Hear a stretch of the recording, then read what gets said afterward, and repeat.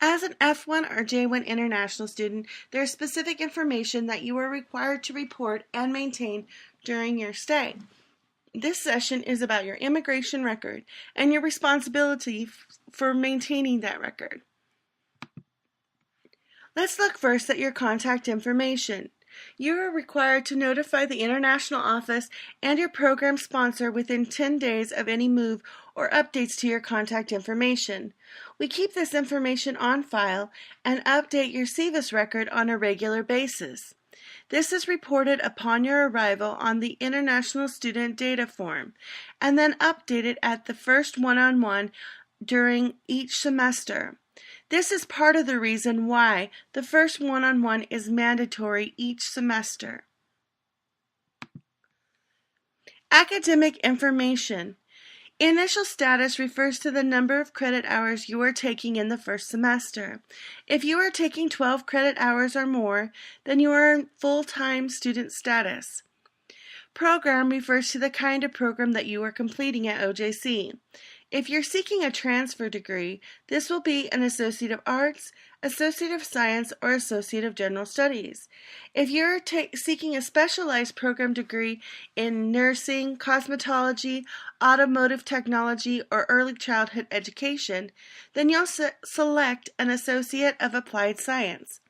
If you are here on a special exchange program, this will be the name of your program, Global UGrad Central Asia Eurasia, or CBYX, or Global UGrad Pakistan. Date of commencement refers to the date you start classes at OJC. Area of emphasis or major area of study refers to what you are studying. Art, biology, behavioral science, what is it that you're focusing in? Your academic advisor is the name of your advisor. This may be the Director of International Relations, Shelley Wallace, or a faculty member that you are assigned to at a later date. Moving on to immigration status details. This has a lot of information in it, so we'll take it step by step. Your visa type indicates your purpose of study at OJC. If you're an F1 student, your visa is through OJC. If you're a J1 student, your visa is through IREX or other. Your visa number is the red number on your visa stamp, not the control number, so make sure that you write down the correct information on the International Student Data Form. Let's take a look at a visa stamp and the information it tells us. Your visa stamp tells us what kind of visa you have and what your purpose in the U.S. is. Yours should say F1 or J1 in this space. B1/B2 is a visitor visa, not a student visa. The number of entries tells us how many times you can enter the U.S. on this visa. M means that it's valid for multiple entries into the U.S.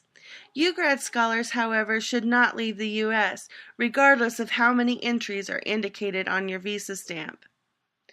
The visa expiration date is the date that it is valid to use this visa to enter the U.S.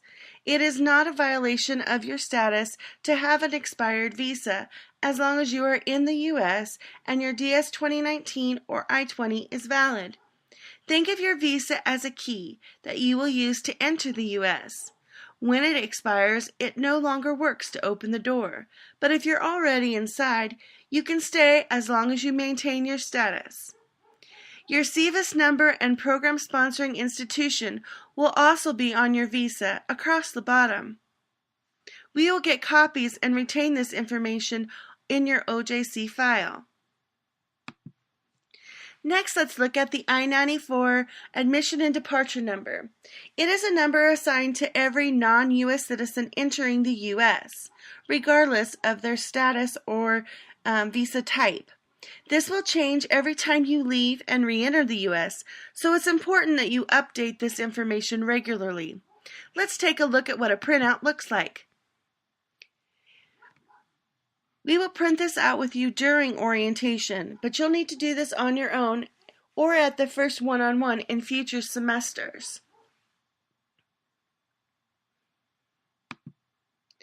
Your program end date is indicated on your I-20 or DS 2019. To give you an idea of what this looks like, Here's a sample with the end date circled in orange on these forms. Your I-20 or DS 2019 is your primary document regarding your status in the U.S. It must be valid and current at all times with the start and completion dates of your program and signed by a DSO or RO from your program or institution. Again, the orange circle shows the location of the program end date on your I-20 or DS 2019. You can also find your SEVIS ID number on the top right-hand corner. It starts with the letter N0 and continues on from there. Next, we'll look at your port of entry. This is the point in the U.S. where you went through customs and immigration. If you don't remember, check out the stamp in your passport. The stamp on the left is a typical F1 student stamp in color. You can see that the port of entry is Chicago, CIH, noted just under the word admitted, and it shows the date the student went through immigrations and customs. The stamp on the right is a typical J1 stamp in black and white. It too shows the date of entry into the U.S. and the port of entry, though it's more difficult to see. This student entered through Seattle. This is where they went through customs and immigration, and this stamp was put into their passport. The DS on both stands for duration of status. Basically, this means as long as the student remains in status, they're approved to be in the U.S. Finally, your passport number and issuing location and expiration date can all be found on the ID page of your passport. Let's take a look.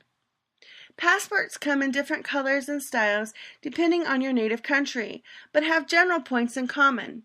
Your passport number is generally located in the top right-hand corner of the ID page of your passport. The date of expiration is when your passport expires.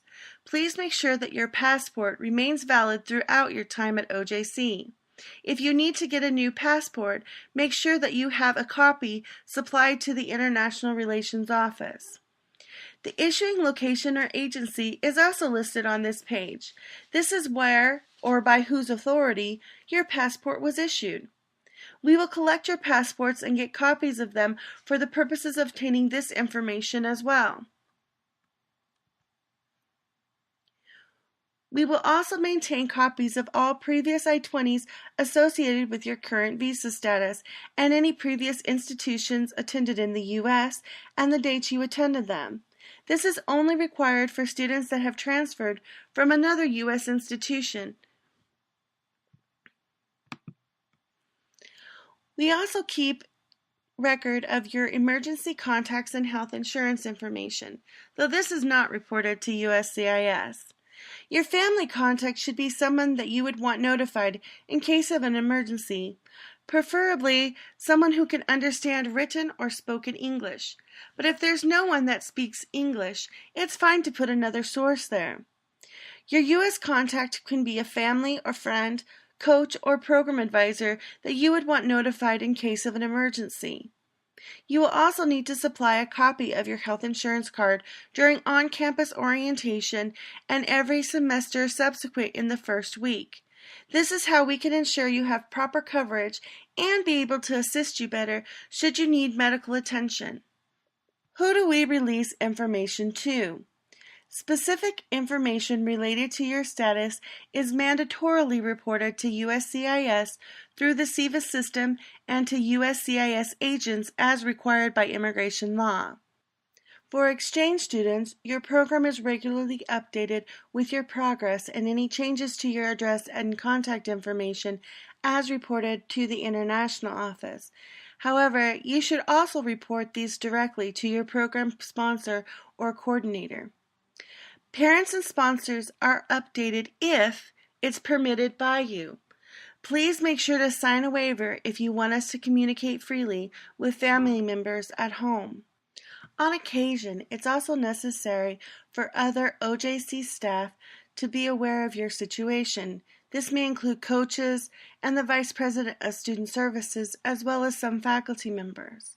Finally, we release information to you. If you need copies or information from your file, please ask and we'll be happy to help you. Your immigration documents are important and should be kept together in a location that is easily accessed and safe.